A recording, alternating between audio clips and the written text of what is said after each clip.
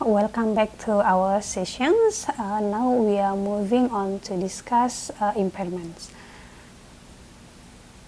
Okay, this is the second learning objective of our topics in this chapter 11. And an impairment occurs when a long life tangible asset is no longer worth its carrying amount. Let me change our pointer here. I think I'll use laser pointer, right, to make it like easy to see. Okay, alright. So essentially, an asset is considered impaired if the company can't recover its carrying amount through either using it or selling it. So what is actually the impairments here? It is actually the case when the company, if the company cannot recover the assets carrying amount. Carrying amount is what we see in on the book of the company. It also refers to book value of the assets. So the company cannot recover the value of the assets either by using it or selling it.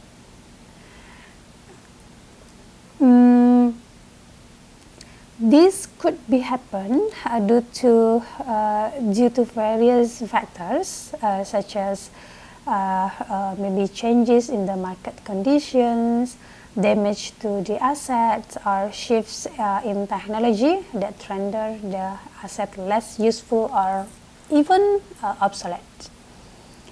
And to manage this, companies need to review their assets on an annual basis for any indicators of impairments. And this process will involve looking for signs that assets' ability to generate cash has declined. Okay, the clue here is the ability of the asset to generate cash, either through selling, either through using the asset, or by selling this respective asset.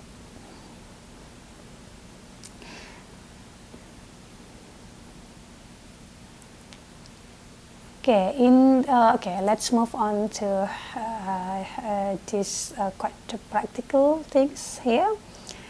And this is the process or the procedure of the impairment test that should be conducted by the company if it seems to be It seems to be there is an asset that give signs of that should be impaired. And there you go. The impairments test begins by comparing the carrying amount of the asset with its recoverable amount.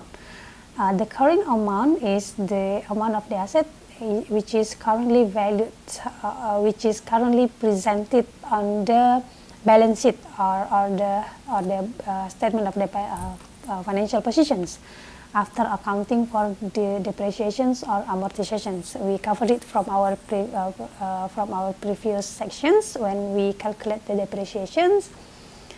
So the recoverable amount here is determined by looking at two possible values, and we will compare these two values and pick up the higher of them. First, the fair value less cost to sell. Okay, this is the price the asset could fetch on the open market, and of course we need to deduct any costs associated with selling it. The second E here is value in use. It represents the present value of the future cash flow that the asset is expected to generate through continued use. And to find the recoverable amount, we will take the higher of these two values And if the carrying amount of the asset is higher than its recoverable amount, and impairment loss needs to be recognized. Okay, means we record the value of the asset in our book is higher than it is expected to be a price in the market. So we need to recognize the impairment loss in this case. Okay, in the next, let's go through an example to see how the impairment test works in practice. Here we have a cruise company which is testing its equipment for impairments, and the carrying amounts of their equipment is 200,000. Now we need to determine the recoverable amount by comparing two values. Where value less cost to sell and the value in use. Where value less cost to sell is 180, while the value in use is 205,000. Next, after comparing these two values, we will pick the higher one, which means the recoverable amount would be the value in use, which is 205,000.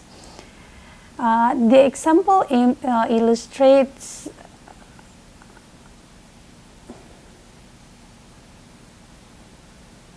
we have the amount here. So if you see here, the carrying amount here is lower than the recoverable amount. What does it mean? The equipment values on the balance sheet remains 200. It is fully recoverable because the recoverable amount here is higher than the carrying amount. Okay, let's continue with this example. If it is the case, the carrying amount is lower than the recoverable amount, which means the carrying amount is fully recoverable by in the market. So the company don't need to record any impairment because it's not impaired. The company still maintain the value of the assets. So what would be the case if we are using the cruise company here, but this time we will assume a different scenario to illustrate how an impairment loss is recognized. Okay, if the previous example we don't have any impairment loss, here we will provide you with the case of impairment loss. In this case, everything remains the same except that for the value in use of the equipment, instead of having 205,000, here in this example we have 175,000 for the value in use, and it gives us to take the value less cost to sell as our recoverable amount, which means 180,000. Okay. As you can see, after comparing this recoverable amount with the carrying amounts, the carrying amount is higher than the recoverable amount. So we will record or we will recognize 20,000 impairment loss by simply 200,000 minus 180,000.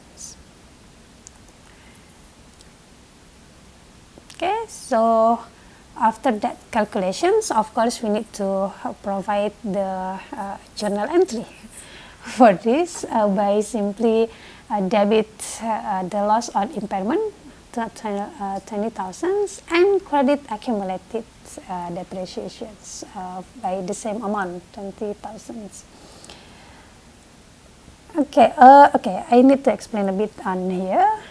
The credit entry reduces the book value of the equipment by increasing its accumulated depreciations. Yeah, okay. If you can recall, accumulated depreciations is the contra account of the equipment, so it will decrease the value of the equipment in our balance sheet or financial positions. Okay, so Here, let's dive into impairment of asset to be disposed of.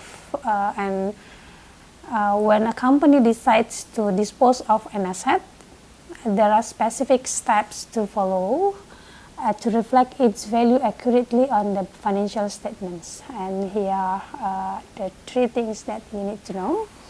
First, we report the impaired assets at the lower cost or net realizable value.